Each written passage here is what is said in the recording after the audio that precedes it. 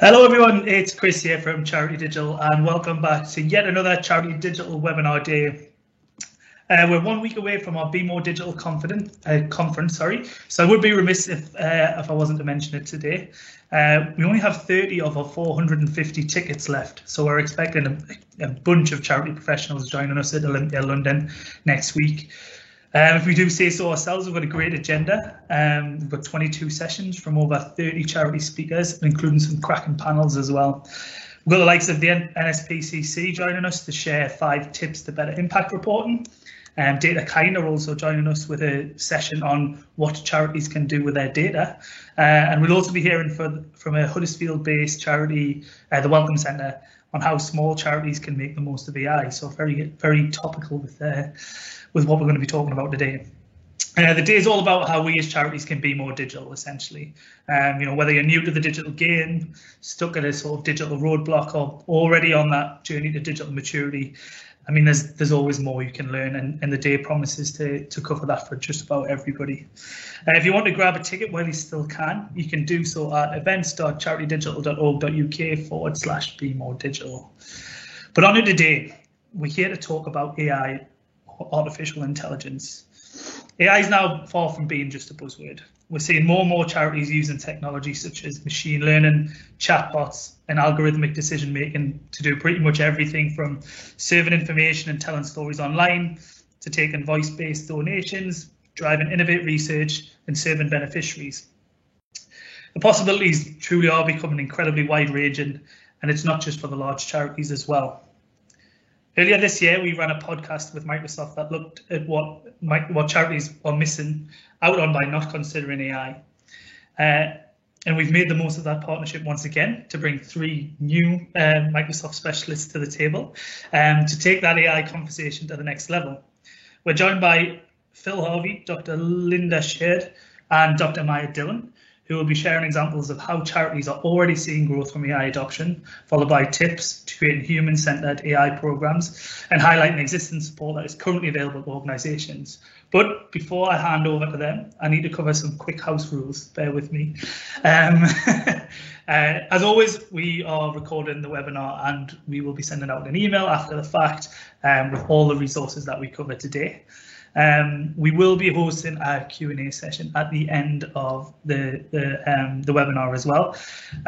You might have noticed that we are using a slightly different platform today, but in the same vein, you can find the Q&A button at the top right hand of your screen. Top right hand corner of your screen.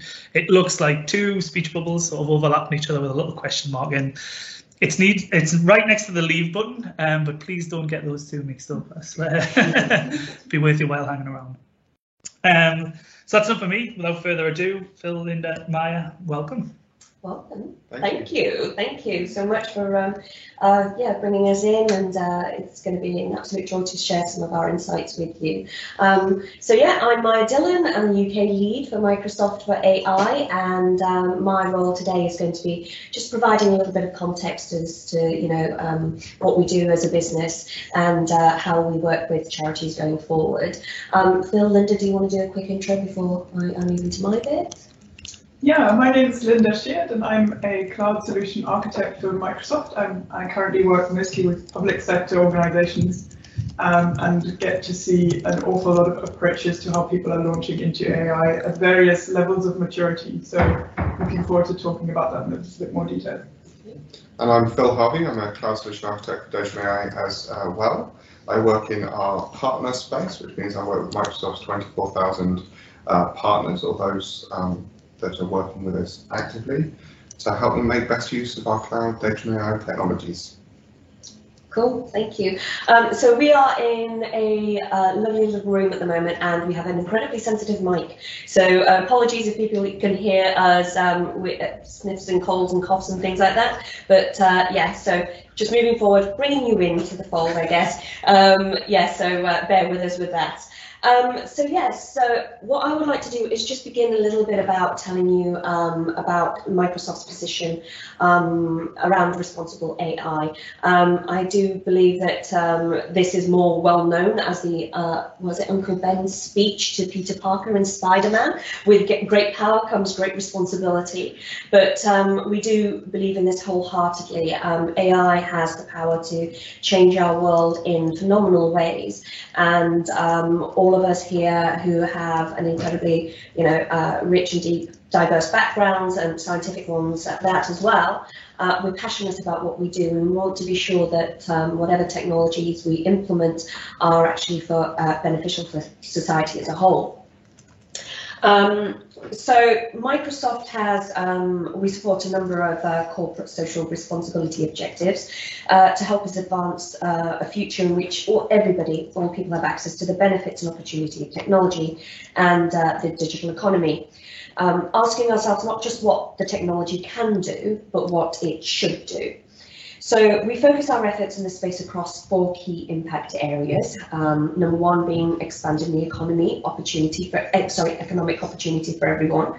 And this means addressing skills and employability gap being created by technology and automation, and expanding access to the internet and its benefits whilst promoting accessibility and inclusion, and taking responsibility for the tech sector's impact on local communities. The second thing we are very focused on is advancing technology for good. You're going to hear that phrase an awful lot in this session. We see technology's amazing potential to help solve key societal issues, but no one company or industry or sector can do that on its own. That's why we must get the latest technology in the hands of organisations and the change makers like yourselves to drive a greater collective impact. The 4th thing that we are very much committed to is that of a sustainable future.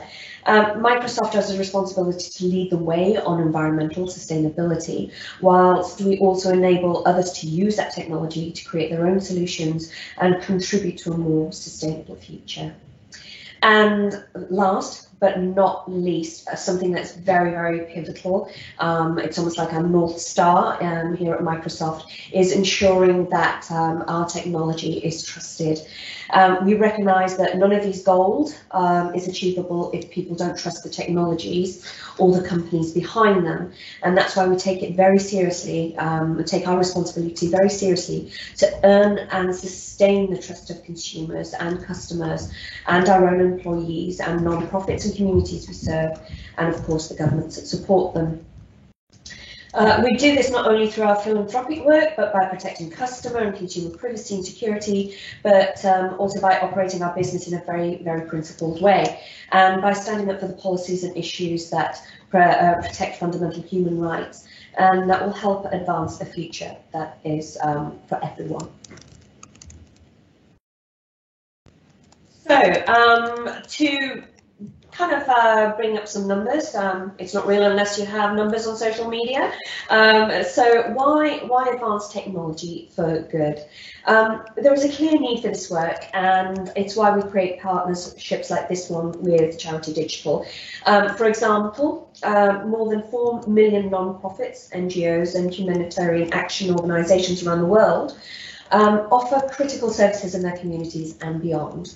They deliver healthcare, education, caring for our kids, responding to disasters and serving the needs of refugees and displaced people. And the demands on them are perhaps greater than ever before. However, having said this, over 40% of non-profits never or rarely or even occasionally include technology in their strategic plans. A practice that we know increases technology adoption and leads to, yes, that phrase you hear an awful lot, digital transformation. We must do more to then equip these organisations with the latest and trusted technologies and know how to use it to greater effect. The other item I'd like to bring in is around climate change. If we don't curb emissions and the planet's temperatures, they will continue to climb, and science tells us that the results will be catastrophic. There's not a single day that doesn't go by now that we are actually starting to see the urgency of the action needed from our part, not just as large organisations, but for all of us at an individual level. And one of the things that we are now hearing is, one of the stats actually that's out there, is that rising seas could displace up to 187 million people worldwide. And that's just the numbers that we have right now. Also worldwide, 124 million people experience crisis levels of food insecurity. It's quite hard to imagine that in a world where, well, the first world, where we actually see, you know, almost like a crisis of having too much. However, we cannot forget that there are many of those who are still doing without. And famine raises child mortality rates by roughly 60%. And evidence suggests responding early to emerging famine risks save lives and reduces suffering. The data collected and analysed with the help of AI actually can help us do just that. And there are countless of other examples like this of how AI can help us respond more effectively to pressing social issues. Okay, so on to chatting about our commitments to charities. And through our Tech for Social Impact team, we are dedicated to making our technology and services available and accessible and affordable to charities. And there are some useful resources that may help you get started and make the most out of our offerings. We have our tech and solutions, in terms of our tech and solutions, we have donations and discounts that are available for Azure, Office 365, Power BI and more, and we provide solutions to power core charity processes like Dynamics 365 and Nonprofit Accelerator that leverages the common data models for nonprofits. We also have capacity building, where we have multiple resources that help employees use their technology to drive greater impact. This is in partnership with TechSoup, and on the next slide I'll show you a couple of the available courses on there. You can visit the site by clicking the link or putting in the link in your search bar when you're off this podcast. And in terms of Microsoft partners, we work with partners across the Microsoft partner ecosystem. Phil mentioned that we have quite an extensive number of partners. What was that number, Phil? Like 24,000. 24,000 partners. And some of those are focused on delivering solutions and services to drive charity digital transformation. And you'll be able to also find some links on how you can find some partners who'll be able to help you on these sites that we'll be providing. So a quick shout to some of the TechSoup courses that are designed for charities and libraries, and yeah, feel free to explore the website. Here you can learn about Power BI to deal with data and teams as collaboration tools and increasing efficiency with Outlook. Now, I have gone on for quite some time already, so I'm just going to pull in some of my colleagues. Any of your thoughts and takes on what I've just kind of like chatted on about for absolutely ages before I maybe talk a little bit about what AI is and bring my colleagues into the next part of the conversation? So what I find is that while everybody has their day job at Microsoft, there are always opportunities that many people take up to get involved in these programs, whether it's the Tech for Social Impact, AI for Good, and these things. And so finding new ways to get involved is something we're all very passionate about. Yeah, definitely. Would you like to add? Yeah, I think I'll talk a little bit later about what responsibility means once you get practically hands-on and start working with your data, particularly in this context. So I'll reserve that for then. Brilliant. Okay, thank you so much. Okay, so moving on, I'm not going to go too much into the absolute details on what AI is. I'm not going to throw any acronyms and talk about deep learning, machine learning, etc., and terrify you there. That's for my colleagues to actually do later on. So, but for now, I think the simplest way to actually understand artificial intelligence or intelligent technology is considering how we actually use technology to mimic human human intellect and intelligence, and it falls into 3 areas: reasoning, understanding, and interacting. So when we're talking about reasoning on a day-to-day basis, if you just think about how you deal with the world, just in any given scenario, you look at the patterns that are available to you and say, even if you've had one experience of any kind of given scenario, you're always extrapolating out for that and thinking, okay, if something happens in scenario A or B, will it happen again later on for me down the line? And that is actually us making extrapolations, developing beliefs and conclusions with imperfect data, and artificial intelligence is no different to that. The next thing is understanding those scenarios, and this is where, again, artificial intelligence is absolutely fantastic to find those detailed patterns and highlight some of those things through multiple resources and inputs. And what I mean by that is, you know, we see the world through our 5 senses, and as such, the technology will interpret things through text and voice and images, etc. And whilst the technology then can actually pull in from those various different areas and find some of those patterns, understanding the meaning, though, happens to still fall in the remit of human beings. But we are making some decent headway there. And finally, interacting. Technology has come a long way from us now being focused on in an area where, or a medium where we kind of just interact directly with a screen. You all have no doubt smart speakers, and you have your phones at hand, and you're able to actually use a wake function, you know, just a simple call to your AI on your phone or on your computer to actually interact with it, with your technology. So everything is actually moving towards a much more easier way of using, isn't it? I think that's a way of actually saying that, Phil. So yeah, that's what we're trying to do when we're talking about artificial intelligence. And for the most part, I think people get very, very frightened of artificial intelligence, you know, taking over people's capacity to do their jobs, to contribute. But that's not the way at Microsoft we see artificial intelligence. We see technology, intelligent technology, as a way and means of augmenting what we do and giving us a capacity to actually do our jobs better and be more productive and effective in all our roles. So when we talk about Microsoft's approach to AI, we talk in terms of meaningful innovation, where we want to ensure that the technology that we create actually is impactful and beneficial.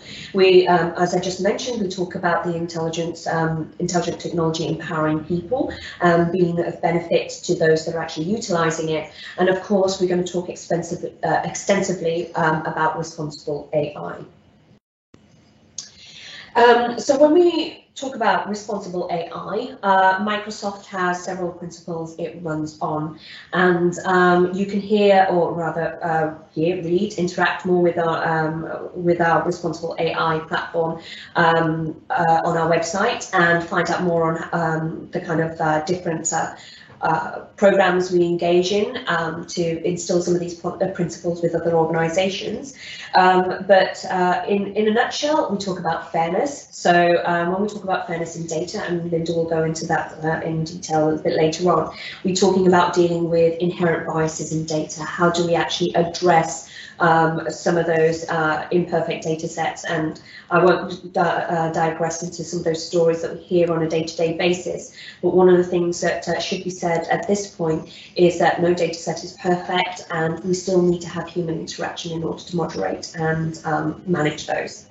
We talk about inclusivity, where the data and the technology and any algorithms that are created should be available to everybody, and especially those that are actually technologies supposed to be created to benefit.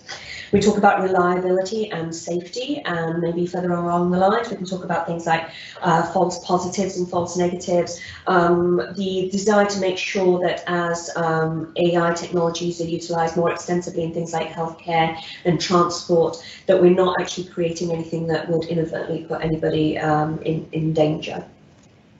Transparency. We talk about this an awful lot, you know, at various different levels at Microsoft, being sure that we actually understand what the algorithm is actually, interpreting from the data that's provided, and not just that how that technology is created on a more abstract level is, and communicating that is of paramount importance to us.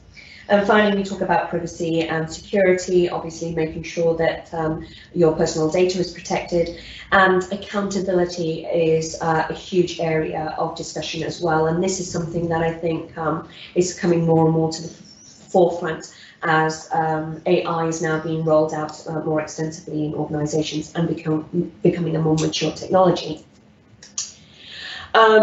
So I've gone on long enough, and I'm hoping this video will actually work when we are talking about AI for good. I'd like to make sure that this video works because it puts in beautifully what we are trying to convey. So just bear with me while I click and make sure it works. Okay.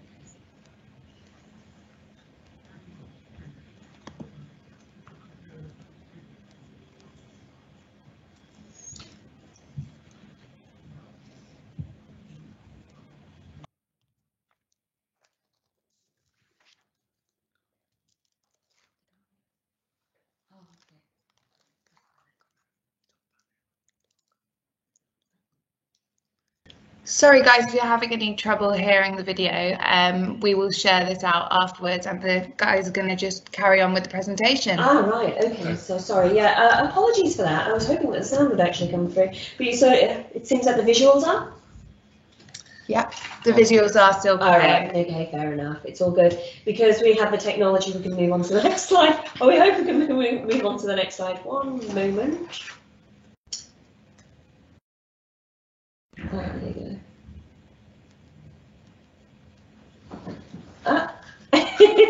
PowerPoint, the great leveler.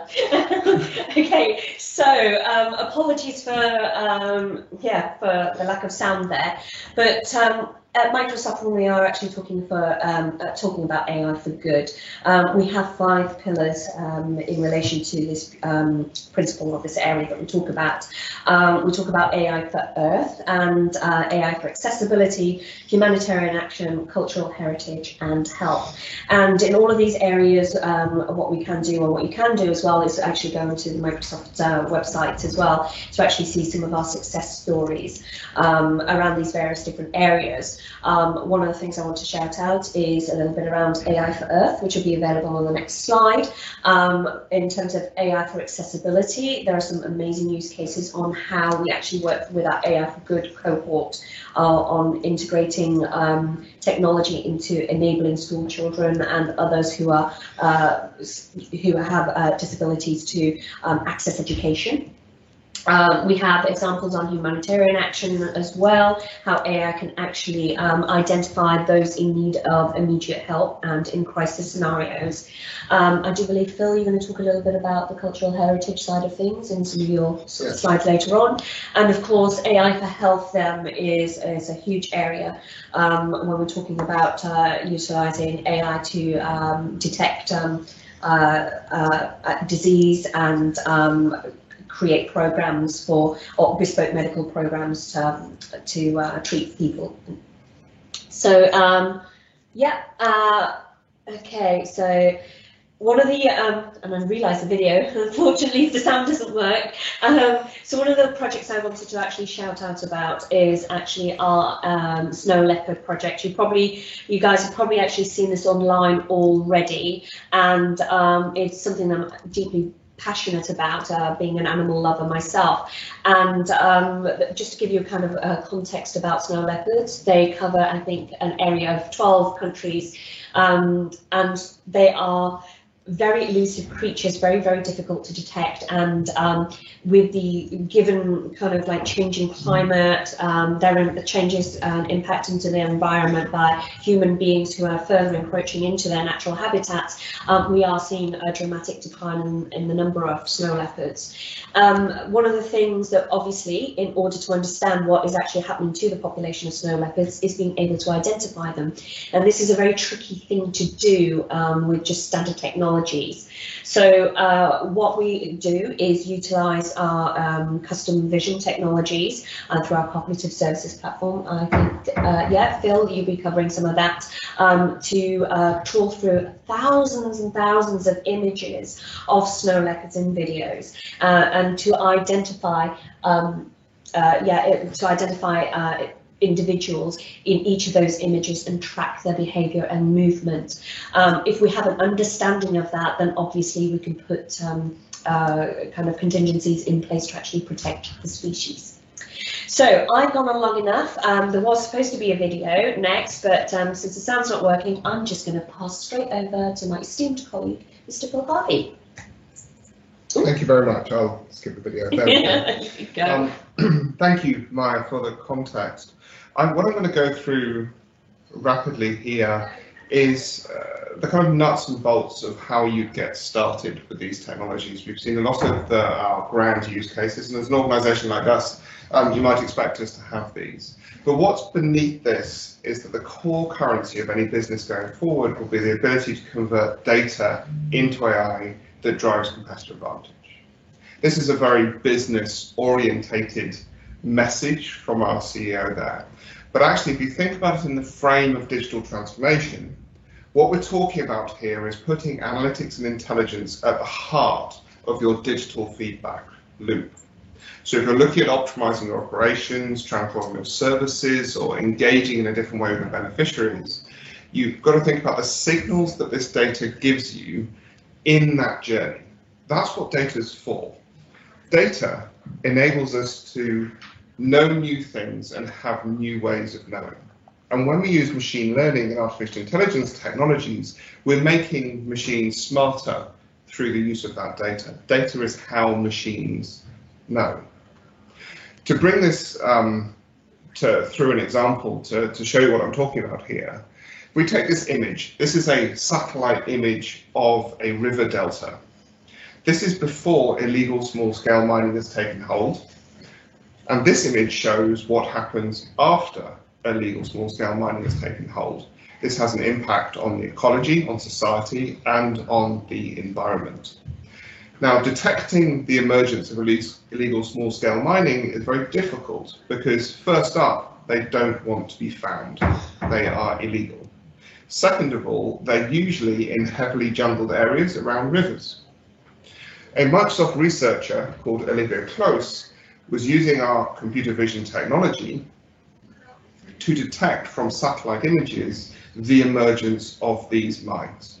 Now, this is not using a tool which requires research level degrees and these kind of things. The custom vision tool that Maya mentioned is a browser-based tool. You need the images and the ability to select what you want to detect in those images, and you'll be able to start this journey. You can start for free, in fact. You do need to have the images though. The images represent that data coming out of the space that you want to use this technology on. To use a model here, the first step is to understand what this data means. I know that Linda will go into more detail there after me. Once you've done that, you need to understand what new tooling is available, and then experiment and iterate. Opening up the capability within your organization to experiment a bit is very important. What you then do is establish through those experiments a foundation that can receive the iterations that come later. This means you are continuing to build a capability as you experiment. And I want to give you an example of an experiment I did to show how straightforward this can be on data that you already have. I discovered that the complete works of Shakespeare are available as a 5 megabyte text file for download. So here, this is data that's not going to change. Shakespeare, sadly, is not going to write any more plays. So this is a data set that the world has. I wanted to see what would happen if I applied some of Microsoft AI to this. Now, yes, I have access to Azure through my work, but I'm not allowed to spend any money, because why would I want to do that? So I had to work out how to do that for free. Just to be sure, for anybody who's looking, if you haven't seen Romeo and Juliet or read it or watched a play, there are spoilers coming. So here is Romeo and Juliet digested for free by Microsoft AI. The chart at the bottom of the screen, the x-axis is act.scene, so you can see act 1 to 5 there with the scenes. And the y-axis is the net gain or loss in sentiment of the spoken character dialogue in the play. So early on here, you'll see a fight in the town square, which is red, lots of negative sentiment. A love story plays out through the first half of the play. And then in the middle, the families get involved, and there's a lot of negative sentiment around the relationship between the two characters, which then builds up to the tragedy at the end. So that you can see here the decline and the way that Shakespeare used what the characters were saying to turn the feeling of the play. In the same data, you can delve into the different characters. So Romeo here in red has an extreme of sentiment, where Juliet is actually much more staid in the things that she says, and the nurse in that kind of blue colour is continually positive throughout the play. Now, the key thing here is this is using new tools against data that we already have. So what are these tools? This rather busy collection of tools here are the Azure Cognitive Services. They represent some of the senses, if you will, of artificial intelligence: vision, speech, understanding of language, search, all the way through to labs where Microsoft Research has given people early access to the tools that they're working on. I used one of these, known as Text Analytics, to analyze the works of Shakespeare to get the chart, which you saw in Power BI. And as Maya said before, there is a course available to learn how to use Power BI to do these kinds of things. And I could do all of this for free. I just need to get access to the tooling, and they all have free tiers and ways of experimenting to get started. When you're ready to move on, there is a full stack on Azure, for example, of more and more complex artificial intelligence tools. The cognitive services that I mentioned fall in these sophisticated pre-trained models. These are the ones that Microsoft has trained and make available for you to use. When you want to start experimenting, let's say we heard about DataKind earlier. DataKind can bring data scientists who may wish to use TensorFlow, for example. They may be looking to do that on Databricks. All of these things are possible on Azure through more and more advanced forms of compute, through to graphical processing units and things known as field programmable gateways, but I won't go into those today. This is all available whether you're working on premises in the cloud or want to work at the intelligent edge. The key question to ask yourself is, how do you use these new tools against the data you already have? There are very valuable things to do because the tools have advanced, and so you can go and relook at that data you have in a very cost-effective way. But take a pause when you're thinking about data, because one of the key things you must remember when working in a responsible manner with artificial intelligence is behind the data there are people somewhere. Linda, would you like to take it from here? Yes, I can take it from here. Okay, so we'll see how we do for time. I might cut a few things out, and if I have to, then I'll give you some tips of what questions to ask later so that I can bring that stuff back in. We've talked a lot about responsible AI. We've mentioned that a lot. We've talked a lot about it at the high level. And I think you've understood through that, and that was one of my main first points, that this is not just a question for the technical people. This is something that the entire organization needs to be aware of. Now, for you, as charitable organizations, there's another dimension to this, because other organizations might have the option of saying, we're not going to get into this, we're not planning to build any AI, therefore we'll just ignore it. For you, even if you're not getting into building AI yourself, you're outsourcing it, you're working with people, or you're just staying away from it, it is still, in my view, your responsibility to know enough about what AI can do so that you can protect and represent your communities in a world where AI will feature. So I've got a few points that I want to just put in to enable you to educate yourselves at whatever level of technical knowledge you are, to be able to perform that role in society. And the main thing is that you want to build on the experience of the early adopters who've been playing with this stuff for a little while. And we've added a few links where you can read some of these things. So I'm going to just make the point that really one of the biggest findings and one of the dynamics that have driven all this focus on responsible AI on our side is that failure to consider ethics when you set out to get into AI is often a reason why companies have struggled scaling AI and drawing value from it. Maya has talked about our principles, so I won't repeat that other than to say that responsibility is shared by everyone. So I'm talking not just to those of you who are keen to get your hands on into the code, but also to those who are really community facing and have the power to ensure ethical usage of AI and educate and inform your communities as well. So let me just see how we're doing for time.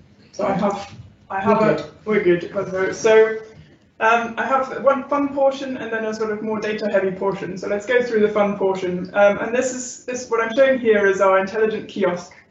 And I want you to understand this not only as something where for particular use cases you can get started quickly, but also as something that enables those of you who are not code first people to experiment with some AI solutions and really sort of bottom out what are the limitations for this, and can I myself see, actually if we used it for some of our perhaps more sensitive use cases, we might have to think about that.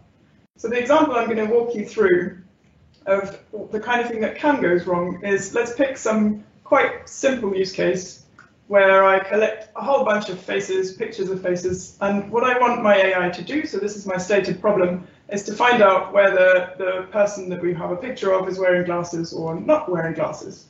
So you might think with today's image recognition that's probably a fairly easy problem. So the way I would go about this is I would define a training set that I use to train my AI. So this is the input data.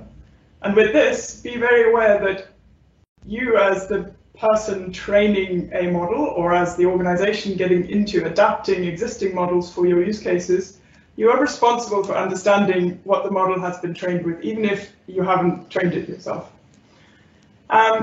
And my machine, so this is represented by my little robot, this is our AI, we'll look at that training set and we'll try to understand what is it that the two categories have in common.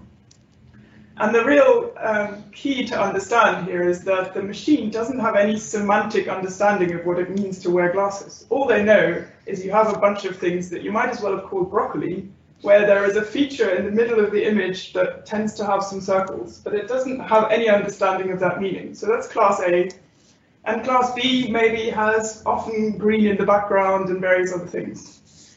Now, what we often talk about is model explainability or black box models. And what we mean by that is that in many cases, depending on the algorithms that you use, the features that the model decides are important in deciding whether a picture goes into class 1 or class 2 are hidden. We don't know that it's decided that a green background might be important. And depending what test data we now test that algorithm with, we might get a response because the test data gives you the right answer. So you can compare, is the AI giving me the right answer? We might have a situation where in 100% of the cases, and I'm intentionally dialing this right up, it might say, yes, that's right. Does that mean I have a safe AI? Absolutely not, because all that we know is that for that test data, it gets it right. And the difficulty that we have is if we feed new information into our AI, now that we've deployed it, we're using it, that is somewhat different from the data that we've trained and tested it with. And so I used, this is my face from my profile picture that I have here at work, and I used that. And it, with great certainty, decided that that belonged on the left side and I'm wearing glasses. Now, this is where you might say, this is a demo algorithm from Microsoft. It must be a high quality model, it must be good. And the takeaway is, yes, it is a high quality model, it is good, but it's also, you can train it, you can use it for various you can use this technology for really sophisticated things, like, for example, detecting whether someone's edited away the shadows under their eyes. If you've missed that point now, I've got taken it away, so that was your one chance. So it just brings home that we don't know what a black model picks out as a feature, and it's up to us to test the model to the degree that we need. So, and making sure that our data sets are representative of what we're going to uncover in real life. And one of the main takeaways there is that humans bring contextual knowledge to the interpretation of images. We know that this is a stop sign. We know what a stop sign is. A machine just sees some pixels, and so it can get really confused with some tickets that are stuck onto this stop sign that actually mean it doesn't look like a stop sign to this person. And we put links in. I would really encourage you to go and read a little bit about these cases. To link that up is with your hands-on, those of you who work with data, what does that mean for you? And I think what it means is really understanding the difference between data and knowledge, because that is where you have an impact as to how data is used in machine learning. So here we have some data, and the thing here is we have no idea what this is. It doesn't mean anything to us until we have some data understanding, which might just be column labels, and suddenly it's quite clear that this is probably the same data I was showing you earlier. It's images. Again, what does that mean? We as humans are able at this stage to bring knowledge to it. So we know that those two columns relate to position, the others relate to color, and suddenly we bring meaning to this data set. Let's turn it to something a little bit more tricky. And this is when you hear things like you can just throw your data into some AI and get an answer out. Think about this. If we understand that our data contains last names and addresses and ethnicities, we apply our knowledge to say, actually, some of this data may include a real-world bias because I perhaps have many more white people in my data set than those of other ethnicities. So I'm already introducing bias just by virtue of what I've collected. We understand that location is perhaps meaningless, but that it has meaning in that it represents the access to services, for example, which would be a much more powerful feature in the data set. And so it is up to us, before we give the data to the AI, to rearrange that data into something that is safer and more meaningful. So we say, actually, what's important here is we have the nearest hospital 3 miles away or 22 miles away, and suddenly our AI can start to find patterns.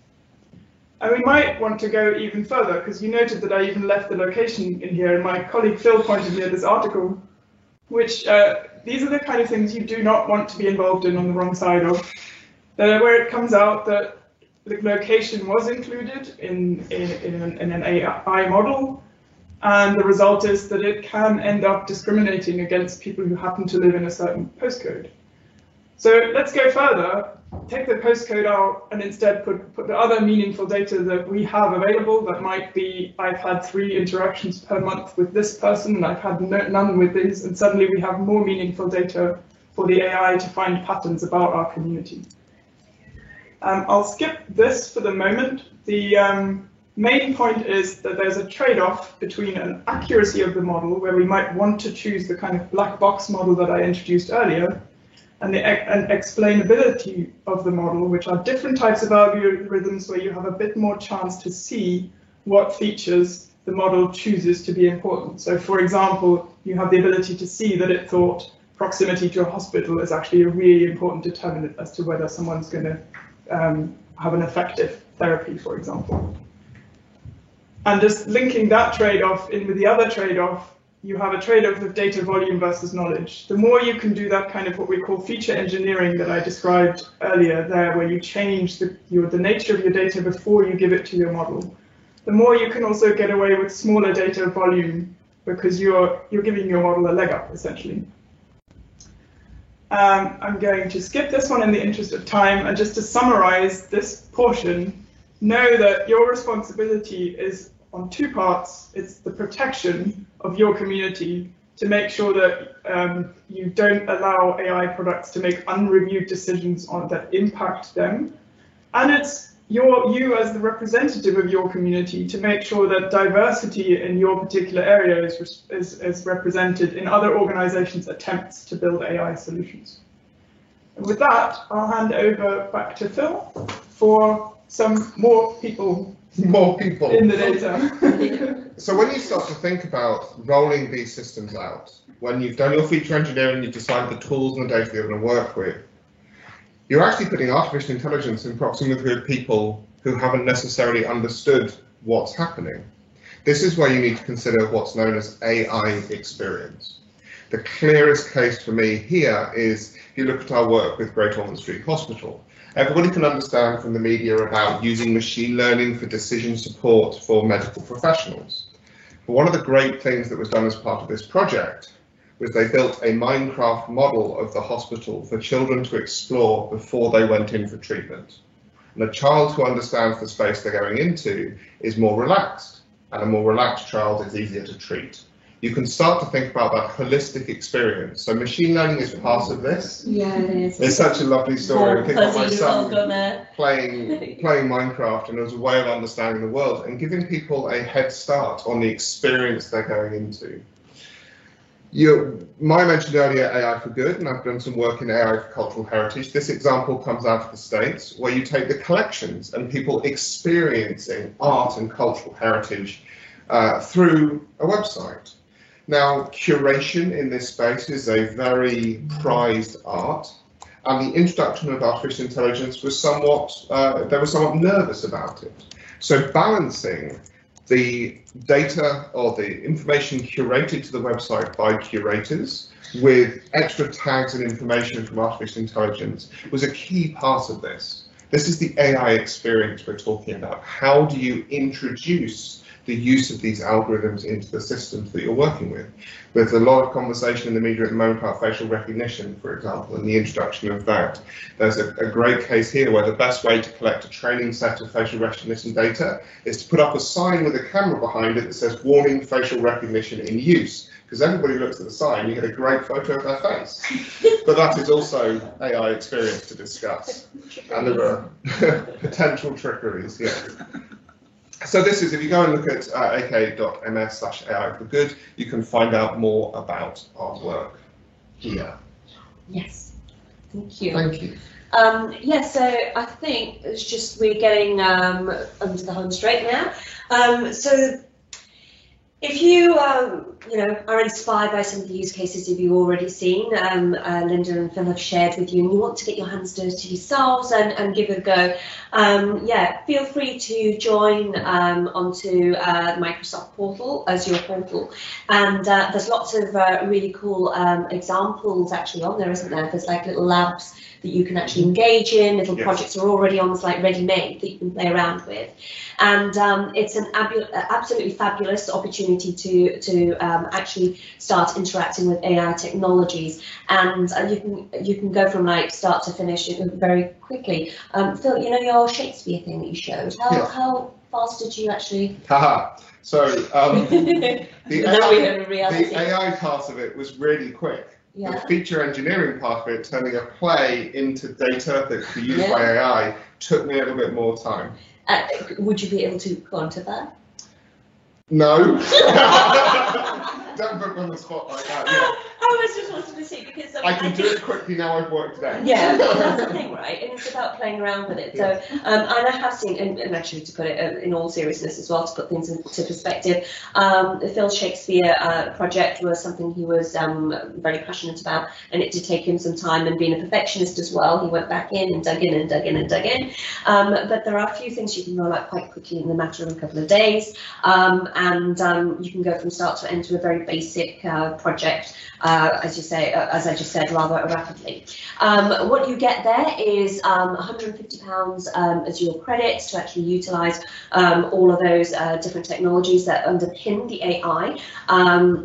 You can read more about it when you get onto the site, and those credits are available for you for about 12 months. Thereafter, you've got some references there for you to play around with too. Linda showed you the intelligent kiosk, and on there as well, if you want to know more about mitigating biases, there are a few links there, and of course putting things in context for those business leaders amongst you who want that higher level view. There are some links around Envisioning. So that's me for now, and I think that's all of us for the most part, right? Okay, so that's us to get in touch with. Phil, would you mind people getting in touch with you? Not on Twitter. There you go. Then. We're happy for you to contact us on Twitter. Great. So over question time now then. Yeah. First of all, thank you very much to all three of you for that. Some great insights as always. And thanks for taking the time. We have some questions flowing in sort of thick and fast at the minute. So again, just to reiterate, if you do want to add a question, there's the overlapping sort of speech bubbles at the top right hand side next to the leave button with a question mark in. So hit that and you can add your question and we will cover it for you. We did have one question in from Sarah who had joined late and asked if we were able to cover some charity use cases, which we got to in the end with Great Ormond Street Hospital and the Metropolitan Museum of Art. I do want to add, there's another one that I'd like to add in the mix as well, and feel free if there's any more that's come to mind. We actually ran a story a few months ago, Sarah, about the Welcome Centre from Huddersfield, and they created, in conjunction with DataKind, who have got a few mentions throughout this talk, they created a machine learning model that helped analyse visitor data to see who needed care more urgently. It's a great sort of example of how a really, really small charity leveraged partnerships and people essentially to bring that back to Phil's point of how people sit behind this data to create something that was ultimately a user-centered service delivery tool. I'll include that in the resources because it's a great article and it's an even better video. So that's certainly one to bear in mind. Were there any others? No. One of the ones that I was interested in hearing about was what we thought was the trickiest. Was it the trickiest aspect of responsible? No, it was for. I think it was around responsible AI, which one of the tenets was actually.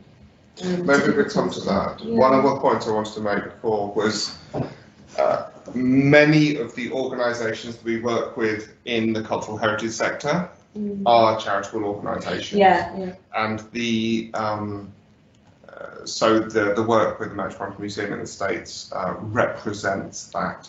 So it's sometimes quite tough to announce them, so they're not always fully developed case studies, but I'd recommend you went and looked at customers.microsoft.com, which is where we share the case studies, and any case studies will be there as well. Yeah, it's a cross-industry thing as well, isn't it? Yes. There's all sorts of areas as well that could be of interest to you guys, everything from healthcare, manufacturing, financial services as well. All sorts on there, some really, really good stuff. Yeah. Great. Just kind of maybe one example I could add from the scientific community. So I did some work with the Institute of Physics, where they used AI more to speed up their internal processes, but it was a workflow that was around having to select reviewers for journal articles that publish new research, where scientists publish new research, and finding the right people that are able to review that content. And that's a very time-intensive process. And using AI to, in the way that we keep emphasizing that it doesn't do the job for you, but it helps you slim down the options that you need to review as the human. And that was quite a successful kind of mode of applying AI in a process. But one of the ones I didn't manage to mention, it was on one of the slides with snow leopards as well, is I think it was Sylvia Terra. Excuse me if I got that wrong, and it's something that well, we talk about deforestation. So this organisation is doing a fabulous job of actually utilising, they're taking films and images of the forested area, and their objective is actually to map and plot every single tree in the US. So that they can have an understanding of that particular ecosystem and how it's being impacted by obviously climate change and human interaction, right? So that is that data though could not be analysed without using some of the technologies that underpin things like custom vision, etc. And combining that with mapping data as well and processing that rather rapidly, because if you think about the vast expanse of area, obviously the size of the US, that the minute you get from one side of one state to another, the entire environment has changed already. And there was a brilliant example of that with another organisation, I think it was called the Chesapeake Conservancy area, and there's a large I apologise if I get the names of these things wrong, but there was a large area that they were trying to look after. The terrain involved lots of mountains, a few forests and lots of lakes and farmland surrounding it. And of course, they wanted to map that changing ecology. The issue with that was that it took them nearly over a year to actually map it through to traditional techniques and methods of photos and aerial photography and mapping, and going from point to point. And obviously in a year, an entire environment changes. You've had 4 seasons in 1 year and everything's different already again. But through utilising Microsoft technologies, they were able to map the entire environment and area in just a matter of, I think it was just a few weeks. So I think it was actually in 1 season they managed to do it, or 2 at the very most. And they were able to actually, process all that information in a fraction of the time. It's great. So a lot of charities, a lot of organisations of different size doing pretty amazing things. And we'll share a lot of this resource after the fact as well, Sarah, but hope that gave you some great insight. So moving on to a few more questions. We'll run over a little bit, but if we don't manage to capture every question, we will hang around and record them to make sure they're added on to the YouTube video at the end. Bonus time. Exactly. Bonus content. Question from Tim. What would be the recommended quick wins in AI that sort of SME charities could implement now? So I'll take that one. The first thing, I think, as Linda said, is to look at your internal processes. There are things that you can accelerate now based on treating the data that you've got in a new way. So that could start off with visualizing that data. Yes, there might be a bit of a skills journey there to learn how to do that. There's many resources online. Then you start to look at things like the cognitive services mentioned and what you can plug into that process to understand more. This could include the example that you gave around the organisation working with DataKind, where you identify a problem, you understand the data, you can apply new tools to it, and you can find people to help you there. So go in, look at that data, work out what's the next thing you can do to build that experience. Super, thanks very much. And next question from Stephen. What GDPR and ethical considerations with respect to the enrichment, what are the GDPR and ethical considerations with respect to the enrichment of data, for example, supplementing the information that we have gathered with other sources? Yeah, I would take that. I would add that I think a few seconds that we have till we're out of time is definitely not enough for that question. And I think that's the one point where I would say be careful with thinking about quick wins. So quick wins are great if you identify use cases that are not sensitive, and then go for it. And especially if you can use services like speech to text translation, things that are actually just, you can plug them in and they can give you accessibility uplifts, then that's great. If you're getting into enriching data, collecting data about people and so on, then really we're not talking about quick wins. You have to be very careful, and I think I would recommend you really focus on where and how you're even storing and collecting that data and what your processes are to be able to delete that data and be transparent about it. And only when you feel comfortable in that space and you've had some professional advice in doing that properly, then you start thinking about how you use that data in AI. So that's my very conservative note to finish on. Well, we'll quickly wrap up 3 more questions, I think, before we go into it. Stephen has a follow-up question that asks, what's the best way to bring staff up to speed with the possibilities of AI? That's a good one. So yeah. I'll just point one thing out, just because it makes me think. So we're currently working with a bunch of startup companies that are a core cohort that we're helping to ramp into the use of AI. And even there, we're recommending, even though we're working with them quite closely and in a customized fashion, we're still recommending that they go through some of our fundamental courses. So we can probably share some links with that for you for that. But that really takes you through the fundamental concepts of working with AI in the cloud and some of the tools that are available, and they lead to some simple certifications like. So I think from the technical side, you're exactly right. Side, yeah. There's also something called the AI Business School. Yeah, which that's is that. Yeah. So yeah. So go for it. You can do it. You're talking. Yeah. Great. So that's in the links. And this is more from the business perspective rather than the technical, to understand the scope and possibilities from that side, from a non-technical perspective. Yeah, and The topics that the AI Business School cover as well is around culture and ethics as well, and various other principles as well, underpinning and rolling out any kind of AI initiative within your organisation. And what's really good about it as well is it gets you kind of to do a very reflective exercise, really, you know, in various different stages as you're going through those topics, to think, okay, how does this impact me as an organisation? How do I feed out some of these new insights and understanding with the staff?